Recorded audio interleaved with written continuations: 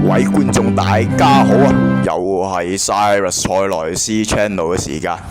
咁啱啱我 review 翻自己拍嘅片啦，咁我見到有一則我特登亂咁嚟拍嘅，係啊，真係純粹當玩嘅，一出紀律部隊即係你知啊，操體能啊、成啊嗰啲嘅片嘅，我發現呢條片係幾受歡迎喎，幾多人 feel，幾多人睇喎。咁樣冇錯啦，咁我就都因應咁多觀眾嘅要求為成啦。可能大家都可能都對政府工有興趣嘅喎，咁樣喎，咁我可以嗱，我而家就開放一個培訓或者陪你去練習去投考紀律部隊或者政府任何文職職系嘅一個機會嗱。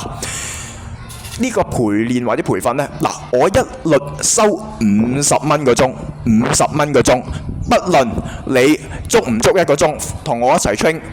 足唔足一個鐘，我都收50，唔足一個鐘都當50蚊計嘅，係啦。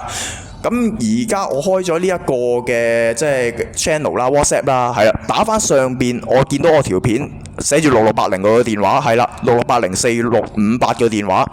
你就可以預約去 book。究竟你想喺邊一個時間需要訓練，你可以話俾我知先，係啦。咁樣嘅話，你可以寫嗱，你要記住喺 WhatsApp 預約嘅時候。寫清楚你需要訓練嘅項目，你需要投考嘅職位，跟住你想訓練嘅時間，係啦，我一定要你寫清楚嘅。嗱，舉個例，例如我想考 police， 我想考警察，而我想訓練嘅項目係例如來回跑咁計啦。你要喺 WhatsApp 度寫清楚來回跑。跟住幾多點鐘喺邊度練各樣嘢，寫清楚時間、地點、事項、項目。嗱，我先至會睇，我先至會覆嘅。嗱，咁另外記住啦呢一樣嘢。另外就係嗱，你講清楚嗱，麻煩下你喺 WhatsApp 嗰度都要影清楚你投考嘅日子俾我，唔該。你要寫清楚你投考，例如你考 police 係邊一日呢？例如唔知20幾年3月5號，我要你 cap 清楚，我要你影清楚你投考嘅日子、時間、地點俾我，同時間一定要影俾我喺 WhatsApp 嗰度。如果唔係，我唔受理。除咗你話要練嘅項目或者各樣嘢之外，你唔影清楚幾時考嘅話，你唔影清楚你封 email、你封投考信嘅內容嘅話，我係唔會幫你，唔會同你一齊訓練嚇。記住。嗱，呢一樣嘢咁個訓練內容或者成時間地點啦，各樣嘢啦。咁如果你知道幾時考嘅時候，你有 email 收到政府 email 嘅時候，你可以諗下幾時得閒，想幾時 train， 想幾時我去陪你一齊去訓練嘅。OK， 你 WhatsApp 預約。另外啦，就係呢一個 WhatsApp 預約呢，其實我係冇限任何政府職系嘅。係啦，如果你想投考紀律部隊嘅，咁你咪寫清楚話投考紀律部隊咩職位、咩體能啊、幾時考啊各樣嘢咯。咁如果你話想考政府文職職系得唔得？咩 CAACO 又好，上至 EO 啊成啊，你需要面試得冇問題，一樣係同價50蚊個鐘，50蚊個鐘。另外就係唔足一個鐘都當一個鐘頭計，照收50蚊嘅考我係會。咁呢個陪練嘅目的呢，其實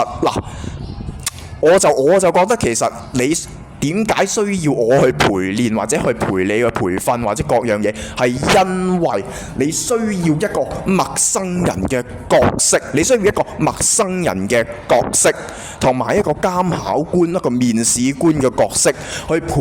你去一齊 train， 陪你去一齊訓練，而且同埋。你面對喺咁緊張嘅考試嘅環境同埋咁緊張嘅一個情景底下，你能唔能夠喺投考嘅過程裏邊發揮應有嘅水準呢？好多人都會有疑問。哎呀，大鑊啦！哎呀，例如我舉個例 ，ACO 打字，我唔知自己打得3分零鐘、2分零鐘打得快唔快喎，打得準唔準喎？面對陌生人嘅時候，面對一個陌生嘅環境嘅時候，你又能唔能夠冷靜咁樣去應對，同埋冷靜咁樣完成投考嘅項目呢？嗱，呢一樣嘢就係我呢一個 set up 呢個 channel， 同埋教大家做運動啊，教大家點樣去一個培養一個心情，培養一個心態去面對同埋去應對一個陌生嘅一個考場、陌生嘅一個考試、陌生嘅一個投考環境，呢一樣嘢係最重要嘅。另外，我覺得如果你能夠去運用，無論喺面對陌生嘅環境都好，你能夠收放自如，你能夠認真咁去投考，我相信你入到政府入到去嘅機會會大好多，而且比其他人更加有信心。而我呢個角色，所謂陪考員或者係培訓員或者一個監考一個考官嘅角色，我能夠提供一個陌生人一個監考監察一個 mon 住你嘅角色。嗱，唔好話指導，唔好話教，係一個 mon 住你、guide住你嘅角色，能夠俾你成功培養你嘅信心，一步一步咁樣去融入一個考場裏邊，而且令到你認真咁樣去完成你嘅投考項目。嗱，所以咧，我 set up 咗，我發現呢一個運動片啊，紀律部隊 channel 咧，我覺得其實 OK 嘅。所以我基本上呢一個陌生人嘅角色，你係絕對需要一個陌生人嘅角色去陪你去訓練，陪你去投考，陪你去完成整個嘅投考過程㗎。都係一樣啦。嗱，呢一個培訓或者一個陪練，我陪你去練習陪你練習某啲嘅體能啦，或者陪你練習某啲嘅面試嘅技巧啦，我可以變面試官啦。舉個例，如果你話我去到面試邊一關或者成嘅，我可以同你一齊度一啲 question 出嚟，度一齊啲嘅問題出嚟，同你去完成投考政府工嘅唔同嘅步驟同埋過程㗎。但係又要重複翻。重點係50蚊個鐘，講清楚 WhatsApp 所有嘅時間地點，需要陪你去練習幾多個鐘，你都要全部列清楚，同埋最緊要你投考嘅嗰封 email 信，記住 cap 清楚啲資料，幾時考咩項目俾我先至會受理嘅嚇。上邊 WhatsApp 個電話係啦，你見到6字頭嘅電話，你要WhatsApp 清楚列明晒所有嘅資料、個人資料同埋投考嘅詳情啊嚇！如果唔係，我唔會陪你去練習嗰個嘅投考項目㗎。另外就係、如果你話時間地點，我想改或者各樣嘢得冇問題，你同時間都係一樣，用翻上邊嗰個 WhatsApp。片段上邊個 WhatsApp 6字頭嘅電話寫清楚你要改嘅時間或者日期、地點或者各樣嘢，咁樣就方便作出適當嘅協調同埋安排啦。咁呢一個嘅所謂即係陪你一齊 train 嘅呢一個嘅服務啦，呢個 service 啦，其實係我自己度出嚟，即係我見咁多人都可能會係嗰多觀眾或者成日對投考紀律部隊職系啦，或者政府任何嘅文職職系都好啦，我冇限死你咩職系嘅，咩職系我都可以陪你練，只要你覺得有需要去。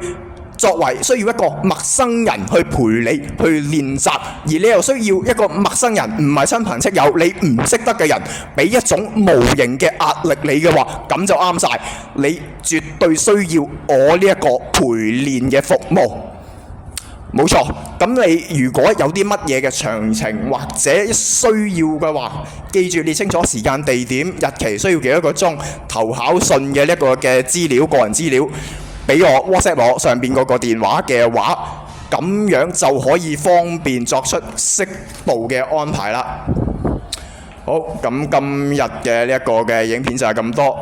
多謝各位觀眾，拜拜。